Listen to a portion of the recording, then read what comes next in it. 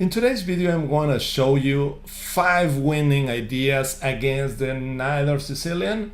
Yeah, the Najdorf is the most popular variation of the Sicilian defense. It has been played by a whole bunch of strong players, among them Fischer, Kasparov, Nakamura, Carlsen. A whole bunch of chess stars have played the Najdorf. It seems it's the most solid, but at the same time complicated variation, but the most reliable of the Sicilians.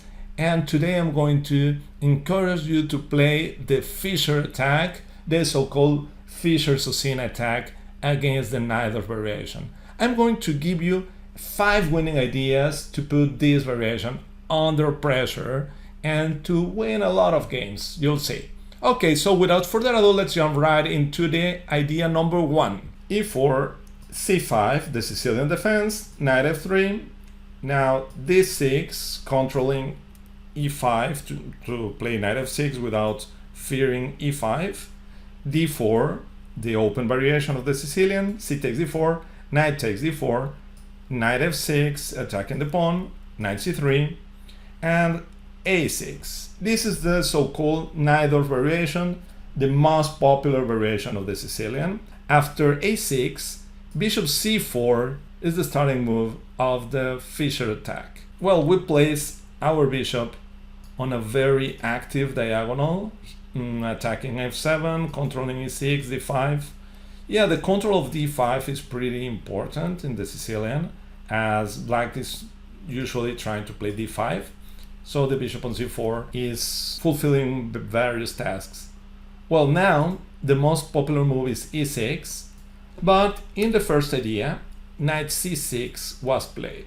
Well, this is an inaccurate move, and knight takes c6, b takes c6 usually is good for black, as this pawn becomes closer to the center, comes closer to the center to control d5. But now we have a very nice move, and I'm talking about e5, attacking the knight. And the key is that d takes e5, grabbing the pawn, is simply losing. Yes, we can win the queen by playing bishop takes f7, king takes f7, and queen takes d8, winning the queen. So e5 is a very nice trick, but usually black is not going to fall for it.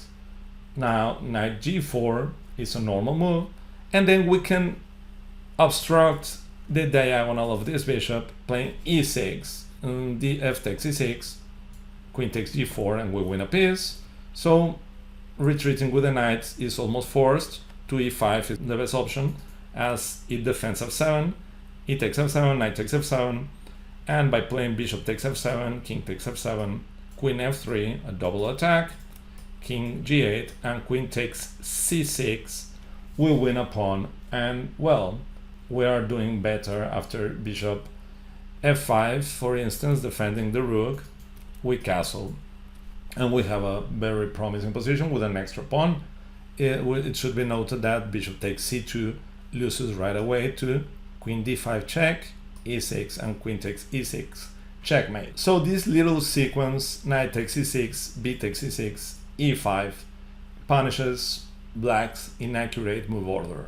Okay, let's jump to idea number 2. So after bishop c4, as I told you before, e6 is the most normal.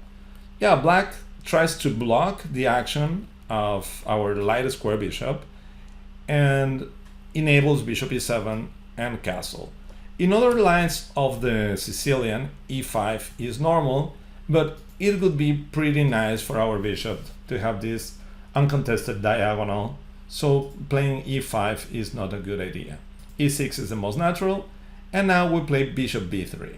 Well, by playing bishop b3, we will get away from d5. Yeah, d5 made 3 the bishop, and sometimes with the bishop on c4, black is ready to play something like knight takes e4, knight takes e4, and d5. So for those reasons, bishop b3 is a good move. Now after bishop b3, black must define the scheme of development, and white can adapt in one way or another. So this is also a waiting move. We have to notice that in this variation we mainly castle on the king side, but sometimes we can even castle on the queen side.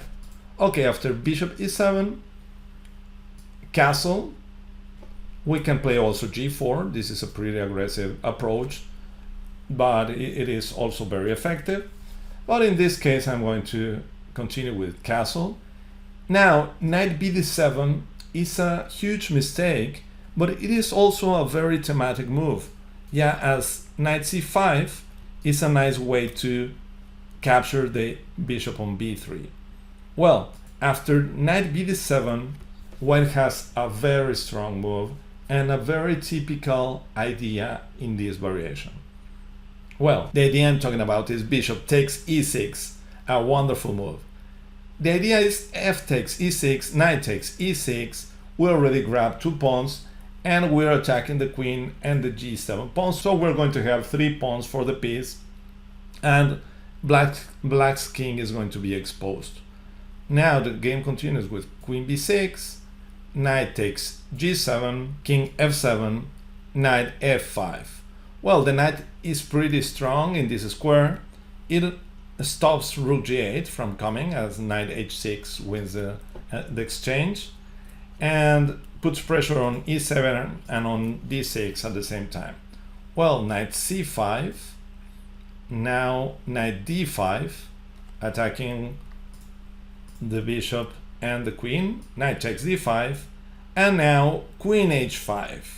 Yeah, white was planning to continue with this attack and forces black to come to e6, trying to get to d7, as playing the king to g8 loses right away to knight h6, king g7, and queen f7 checkmate.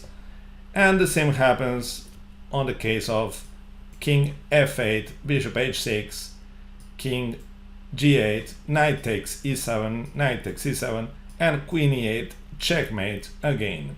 So king e6 is forced, and d takes e6, king d7. It seems black king is going to get to safety, but we have plenty of good moves, and queen f7 is perhaps the strongest. Then we are simply capturing, and if black defends, we keep bringing pieces to put pressure on e7. We're ready to play rook takes e7, and against queen d8, black is ready to play king c7, and of course black is doing horribly, but after bishop f4, as bishop takes d6 is coming, king c7 is not possible because of bishop takes d6 due to the pin of the bishop, and this is a winning position. So this is a pretty common attacking idea. Once the knight blocks the scope of the bishop, now bishop takes e6, sacrificing the piece to get 3 pawns and a decisive attack. Yeah, thanks to the strong knight on f5. Well, let's jump to idea number 3.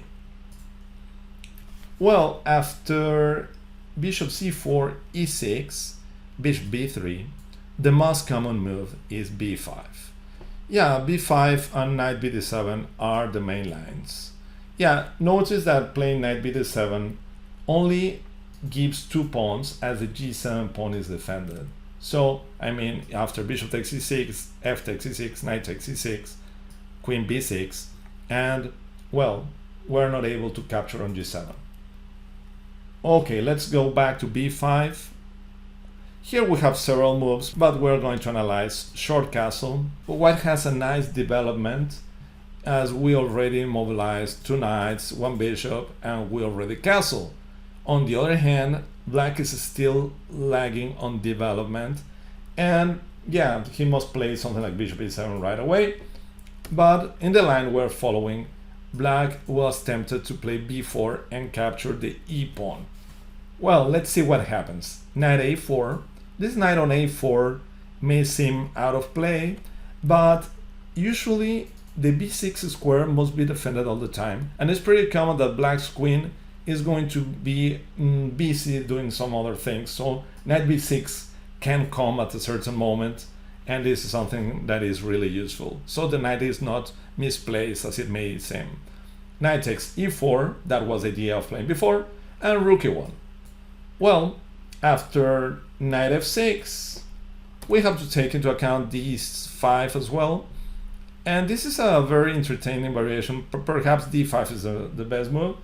And bishop f4. Yeah, bishop f4 threatens bishop takes b8 and knight c6, forking the queen and the rook. Bishop d6, everything seems to be okay for black. But now we have a couple of very interesting aggressive moves. And well, rook takes e4 is one of them. D takes e4. Knight takes e6. Bishop takes e6. Bishop takes d6. Bishop takes b3. This is more or less forced. And a takes b3. And now black's king is stuck in the center. And we're playing something like queen d4 or queen d5. And bringing the rook to e1 to attack black's king. Knight c6 can be a natural move. Queen d5. Knight e7 looks pretty good for black, but after queen b7, black is in a serious trouble. As, yeah, we are capturing on e7, and afterwards we are capturing the rook. If rook c8, bishop takes e7, and then we capture the rook on c8. So d5 is the strongest, but not the most beautiful. As you will see, knight f6 is pretty interesting. Now after knight e6, bishop g5, pinning the knight, bishop e7, it's a normal desire to castle as soon as possible. And now white to play. There's a fantastic idea here. I invite you to pause the video and try to discover white's idea. Well, I'm talking about knight f5. Yes, we're trying to open lines, the rook, the bishop, and you'll see the use of those lines. So the game continues with castle. In case of e takes f5, bishop takes f6, eliminating the knight. It's important, g takes f6. And now this rook is undefended and the pawn on f7 is defended, but it's under pressure. So queen d5 is a fork, a double attack. And yeah, there's a really difficult time for black. Rook a7, queen takes f7, king d7, knight b6. A strong knight b6. As I told you before, the knight is not misplaced. And now in case of queen takes b6, rook takes e7, and rook takes a7, winning exchange, and yeah, with a winning position. Well, this is a beautiful variation.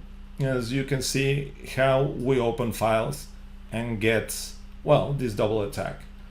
Okay, so against knight f5, black castles, and well, it seems black is doing okay, but again we have a very nice sequence to put black under pressure.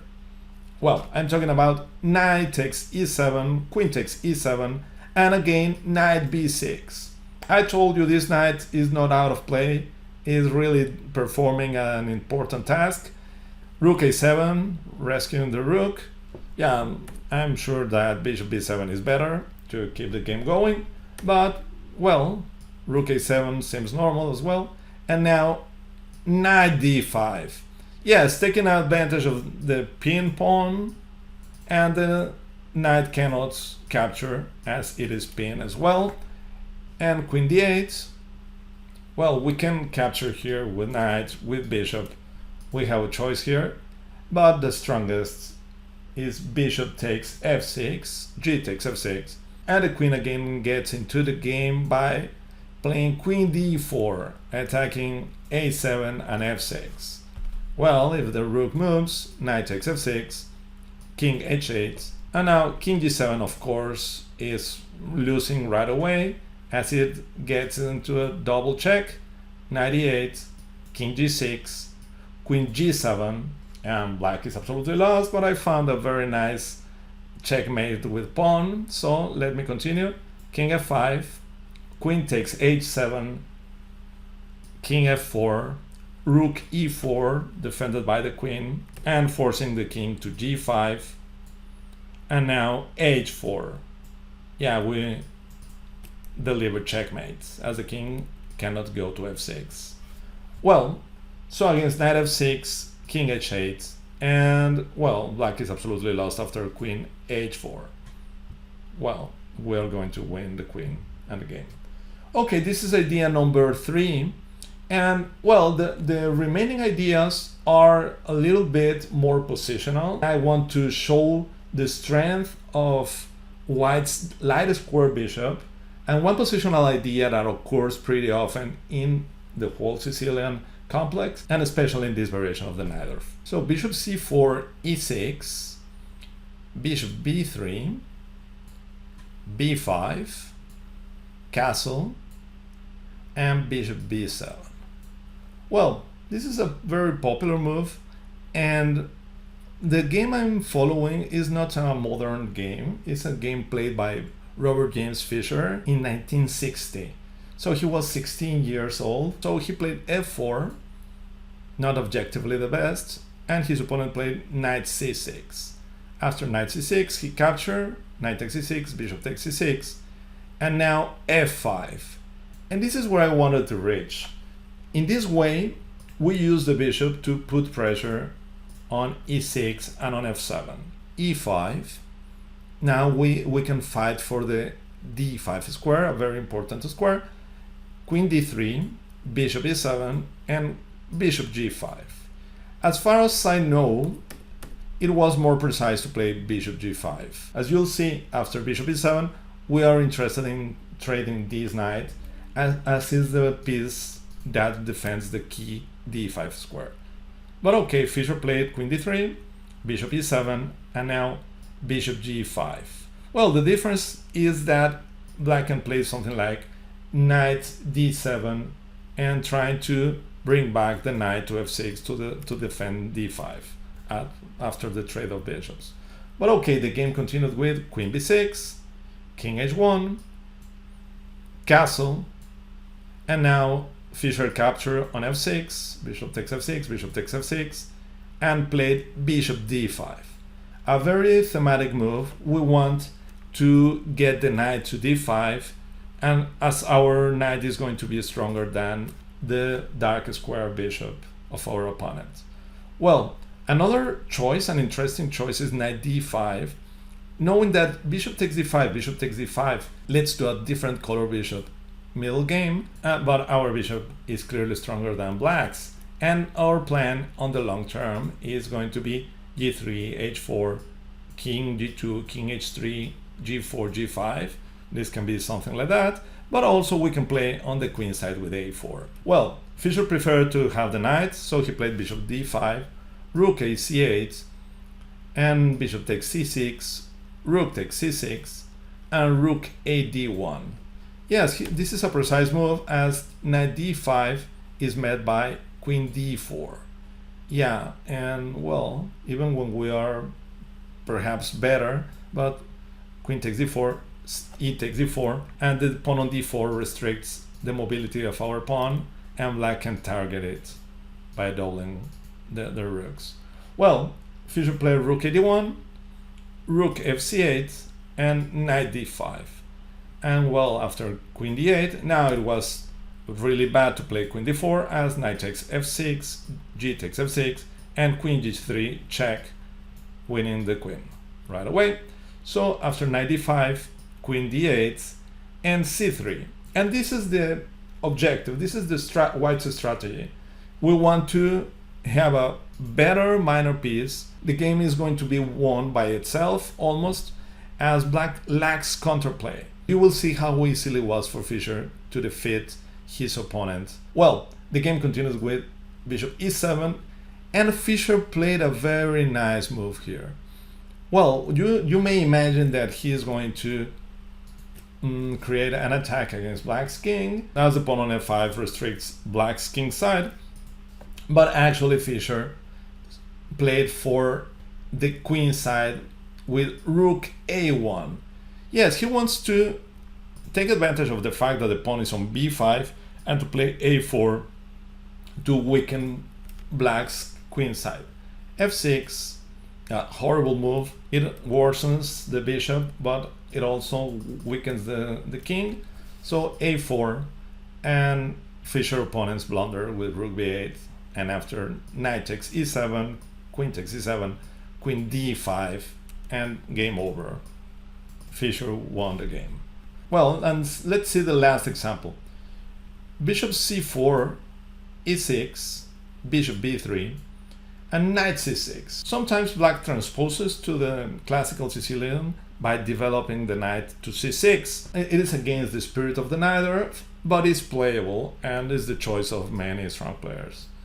Well, knight c6, bishop e3, bishop e7, and short castle. It's worth noting that queen e2, castle, and long castle is the famous Bellemere wedge attack. That is a very interesting choice for white. But okay, Fischer played castle right away, castle, and f4. Yeah, I have to mention that those pawns, the pawn on e4 and the pawn on f4, are always threatening f5, but sometimes are also threatening e5. So this is a flexibility of those pawns, and I remember that sometimes Fischer keep those pawns like that and played g4, g5 as a third choice. Well, we'll see that in a future video. Well, we are following the game Fischer versus Larsen. It is part of the candidates match. It's the third game of that famous candidates match played on Denver, in which Fischer defeated Ben Larsen by 6-0. Well, after bishop d7, Fischer played f5, and Larsen played the horrible queen c8. Okay, this move is really a very bad one. He should have played knight takes d4, but instead he played this, and this is going to illustrate the strength of the bishop. F takes e6, and bishop takes e6. What happens with f takes e6? Well, in case of f takes e6, we can play knight f5. Yes, taking advantage of the pin. Yeah, this pawn is pinned, and the knight is attacking e7 and d6. So this may win material. Well, after bishop takes e6, Fischer traded knight takes e6, f takes e6, and well, there is no direct way to increase the pressure on e6, but Fischer found knight a4, threatening knight b6, and this wins the pawn and the game. After rook b8, Fischer played knight b6, queen e8, bishop takes e6, king h8, and bishop f5, defending the pawn, and he went on to win on 41 moves. This is not the intention of the video. I'm going to leave the complete game in the comments below. But, well, what I wanted to show is the strength, the fantastic strength of this bishop. Yeah, I wanted to illustrate it. And, well, I hope you like the ideas. I hope you can play it in your games and, well, give you plenty of points. And if you like this variation, we can make much more videos about it. It's my favorite. I've been analyzing it forever. And, well, even I managed to find a couple of original ideas that I'm going to tell you in a future video. Okay, thank you very much for your attention, and see you next time. Goodbye.